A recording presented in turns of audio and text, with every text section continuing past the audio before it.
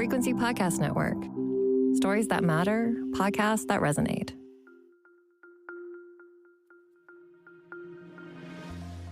An official day of mourning in BC to remember the victims of the Tumbler Ridge shootings. Hi, I'm Virjesh Dave. This is Big Headlines, everything you need to know to be in the know in just 5 minutes.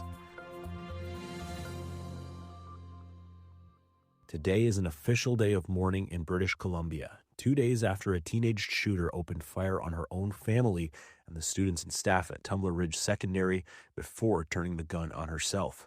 A quiet, private candlelight vigil was held Wednesday night in memory of the 8 people murdered, including 5 students, all just 12 or 13 years old, and a 39-year-old teacher.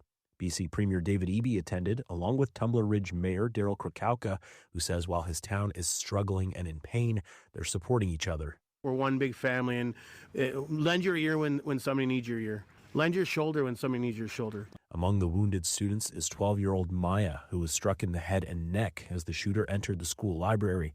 Her family says a friend alerted officers when they arrived. Her student friend that saw her finger move and said, I think she's still alive. She got quick care. The suspect's 39-year-old mother and 11-year-old stepbrother were also killed in an earlier shooting at their home.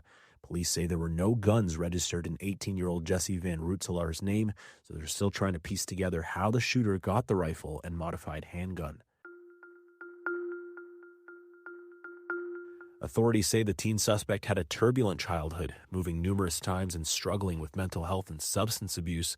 Host Karen Siolan speaks to former RCMP major crimes investigator Bruce Pitpain. They say the suspect had been apprehended and taken for a health assessment more than once. How will it be determined that nothing was overlooked when police, for instance, last visited the home of the suspect in the spring for mental health issues they say that included at that time self-harm? I would think that the RCMP would look into that as well, first off. But this is the benefit of possibly having the coroner involved, which is independent, and mainly the IIO, the Independent Investigations Office. And the IIO would look for possible situations of neglect, negligence, for instance, if that would exist, and propose a charge, or ask, actually, they don't propose the charge, they would forward a proposal or a recommendation or a suggestion. You can listen to the full Big Story episode wherever you get your podcasts.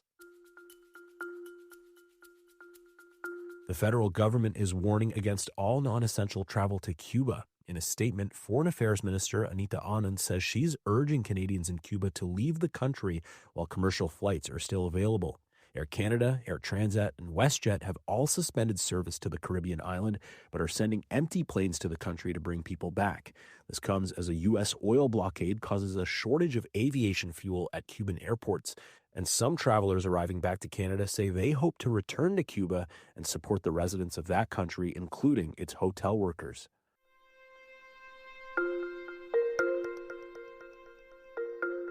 Also making big headlines, in Washington, the U.S. House of Representatives has passed a symbolic vote to end President Donald Trump's fentanyl-related tariffs on Canada. On this vote, the yeas are 219 and the nays are 211. The joint resolution is passed. Without objection, the motion to reconsider is laid on the table. The resolution aims to end the national fentanyl emergency Trump declared last year to justify tariffs on non-CUSMA goods.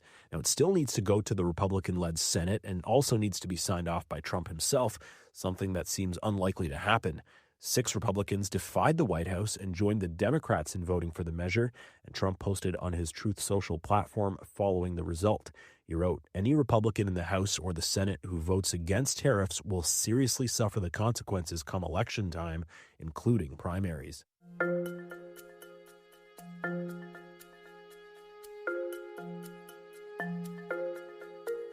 Two medals for Canada so far on day 6 of the Winter Games in Italy. It was a drop-down, drag-out fight for Elliott Grondin in men's snowboard cross. The 24-year-old from Quebec took the silver medal in the event that has snowboarders racing simultaneously down a narrow and twisty course. Another silver happened today, too. Canadian freestyle skiing star Mikael Kingsbury couldn't have been closer to the gold because he was tied for the top of the podium with Australia's Cooper Woods. The turn score turned out to be the tiebreaker, so it's now 6 medals for Canada at these Olympics. 3 silver and 3 bronze. Our women's and men's hockey team also playing today. The women just beating Finland 5-0, so they're into the quarterfinals on Saturday against Germany. And while everyone in Italy searches for their Olympic moment, one Ukrainian athlete's controversial helmet has cost him his chance at a medal.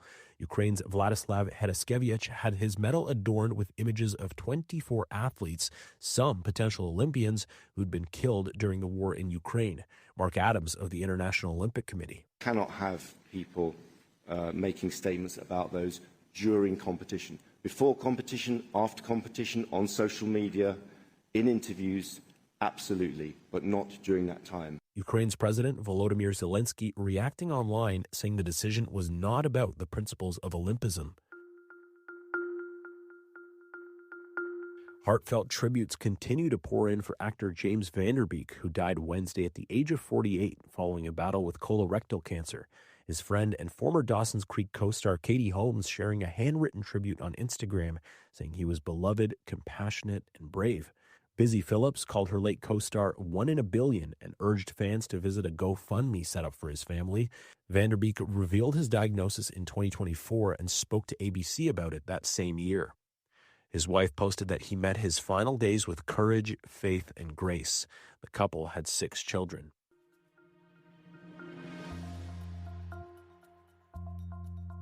Now you're in the know. Thank you for listening to Big Headlines. Make sure you follow, share, and review Big Headlines.